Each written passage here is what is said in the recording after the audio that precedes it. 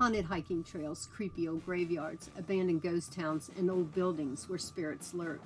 Come and explore some of these most haunted places where people just like you and me come face to face with ghosts. This is folklorist and author Jeanette Quackenbush with Backroads Books by 21 Crows. I discover and research old ghost stories, folklore, and legends, then pass them on to you.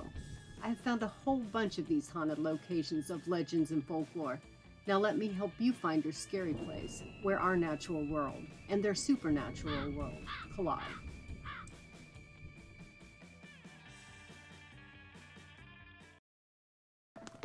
In mid-August of 1887, 29-year-old John Bensonhafer loaded his wagon with 20 bushels of wheat to deliver to the local mill in Logan, Ohio.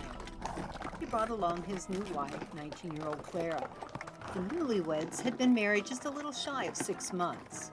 Once settled into the wagon, the two traveled along what is now a part of State Route 93, but was then called Scotts Creek Road. At about 10:25 in the morning, they passed the ford along Scotts Creek and headed a little farther down past a layer of stones called the Falls along the left side of the road. A man following in a carriage had watched the couple pass the ford as he continued onward just a short way. Then suddenly, he heard a loud clatter and the scream of horses that forced him to turn his carriage around. To his utter horror, he found the team of horses pulling the Bensonhafer wagon struggling hard in a deep pool of water. John and Clara were nowhere to be seen. However, a hat and basket were floating in little circles with tiny bubbles gurgling up from below. John's jacket was near the bank. For some reason, the wagon had been turned along a deep section of water that local legend maintained was a nearly bottomless passage beneath the falls. The young man driving the wagon most likely had no clue about a 12-foot drop. He had innocently urged his horses forward, and they plunged downward along with the wagon laden with wheat. Clara and John were pitched forward and tossed like ragdolls into the water. The young couple and their team of horses were pulled too late from the water.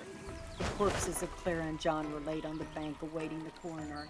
It was not long before throngs came to see the dead couple lying there in a state that described them as seeming to appear as if they had fallen asleep on the bank, complete with the color still upon their cheeks. Both were buried in nearby Ewing. The newspapers would deem the tragedy the awful calamity at Scotts Creek. Residents would talk about the couple's sad demise for years. Then that news faded away. But the Bensonhavers do not rest. On some nights you can hear the grind of wagon wheels along State Route 93, followed by the muffled and content chatter of the young couple as their ghostly wagon slips toward the bank near the falls. Then there are screams of horses as the phantom team descends into the murky, deep depths of Scotts Creek and disappears into the nothingness below.